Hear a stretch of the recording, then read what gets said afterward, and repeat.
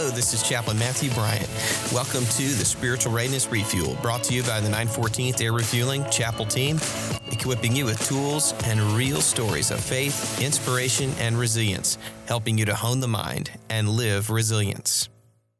In today's episode, I'll be introducing you to our first of 9 resiliency refuels. You could also say it's your first of 9 resiliency principles, if you will. We're breaking down Dr. Henry Cloud's book, 9 Things You Simply Must Do to Succeed in Love and Life. It's an excellent book. I've gone back to this book many times over the last 10 years since I was first introduced to this book. Today's principle, it was going to encourage you to look at how you can overcome the fear of failure and disapproval in order to uncover your dreams and pursue your goals. So let's jump right into the first principle or the first resiliency refuel, and that is this: dig it up. What's Dr. Cloud mean by that? Well, first, he really gets into this point that the invisible world is always where the visible originates. I'll say that again. The visible world is always where the visible originates. So things that aren't seen, right, in your heart, in your dreams, and the things that you desire, that's where those later successes in life really come from. You know, the reality of life, as he says here, it's a quote, is that the reality of life we see and live on the outside is one that emerges from the inside, from our hearts, our minds, and our souls. And so the challenge is for us is to dig it up. But many times why don't we dig those things up? Why don't we pursue those dreams? Well, sometimes it's because of fear of failure. Sometimes it's because of a fear of disapproval from other people. And so one of the things that he really encourages you, the second sort of main principle to remember from this dig it up chapter is that the avoidance of risk may be the greatest risk of all. The avoidance of risk may be the greatest risk of all.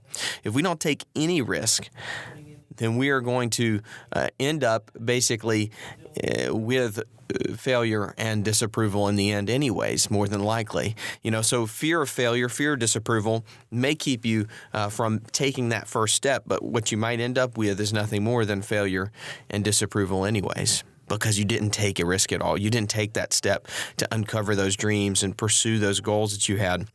You know, that makes me think of a parable in the Christian scriptures, and by no means is the original meaning of that parable, but the illustration does stand, I think.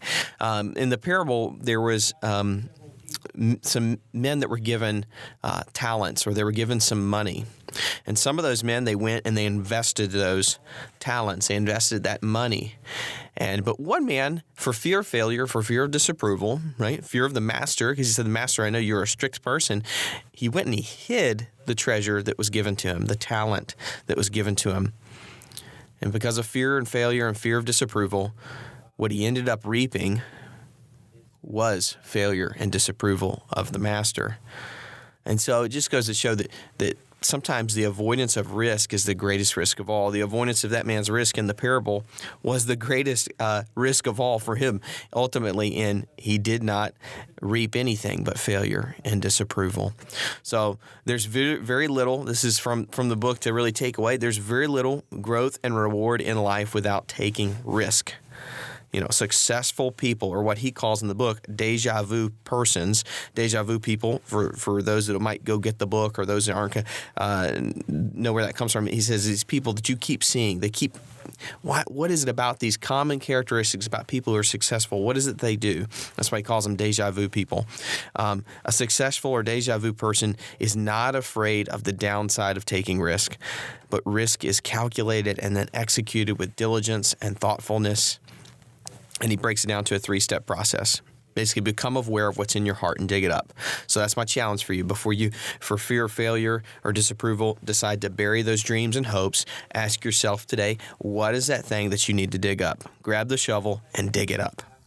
The second thing is this. After you dig it up, you need to weigh it. Deal with it, talk through it, process it, seek counsel from mentors, seek the counsel of your peers, and then judge it, chew on it.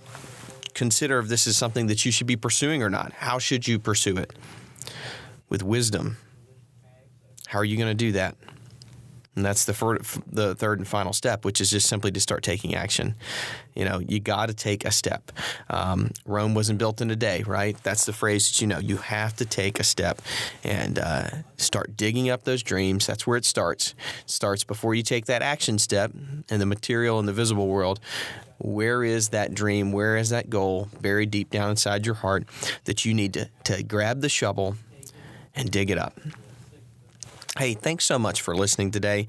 If you enjoyed the podcast, I just ask you to please go ahead and take a minute and subscribe, whether that's on DVids or iTunes or on Spotify. We'd be grateful to have you as a continual listener. Be sure to subscribe so that you catch our next episode. We'll have other episodes coming out dealing with the 9 things you simply must do to succeed in love and life.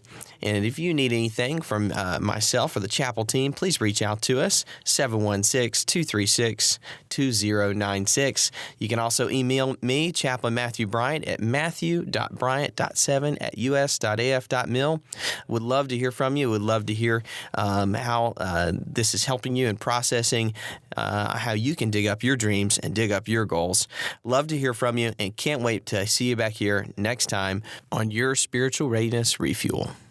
Now go and take action today. Do something to improve your spiritual readiness. Something you can do right now is go ahead and click subscribe so that you're sure to catch the latest episodes of the Spiritual Readiness Refuel.